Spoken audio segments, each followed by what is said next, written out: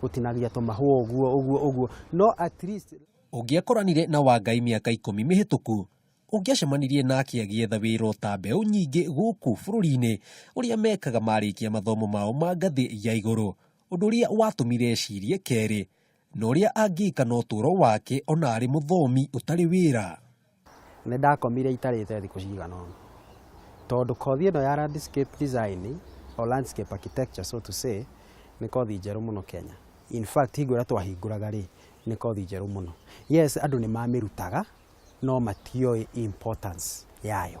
Andũ moĩ kothi ĩyo nĩ kũhanda mahũa, kũhanda nyeki, no matioĩ beyond that nĩ kũrĩ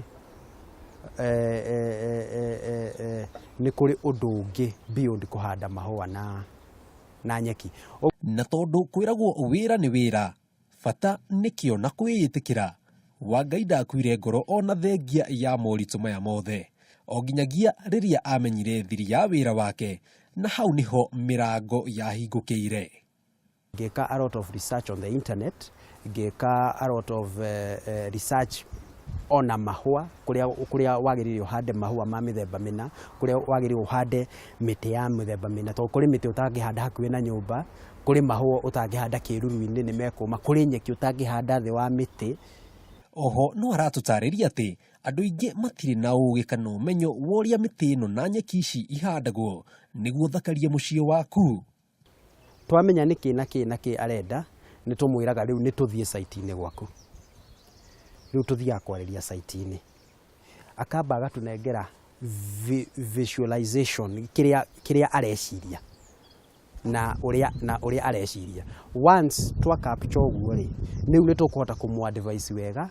Thoko ĩno ndĩrĩ na andũ aingĩ kũringana na Wangai, ũndũ ũrĩa ũmũhete mweke wa kuona agũri na gĩkĩro kĩnene na makĩria nĩ ũndũ wa ũigĩrĩrĩku ũrĩa akoragwo naguo wĩra-inĩ wake, na oho no ahotete kwandĩka mbeũ njĩthĩ mawĩra ona arĩ mwĩthĩ. Ndĩna mĩaka 31 peke yake. Thaa ici rĩ kambuni ĩno tu peke yake ĩna andũ 40.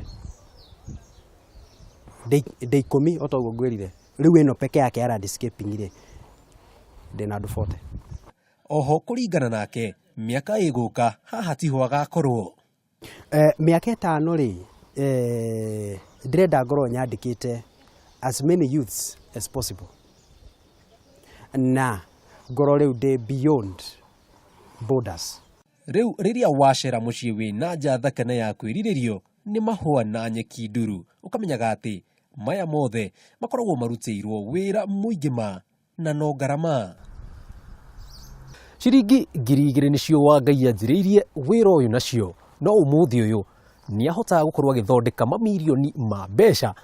Kiugo gĩa bata kũrĩ we wĩ ta muonjoria nĩ wega ũgekagĩrĩra kĩo, kwĩĩtĩkia na kwaga gũkua ngoro thĩinĩ wa wonjoria waku gũtekũmakania nĩ wĩra ũrĩkũ ũraruta.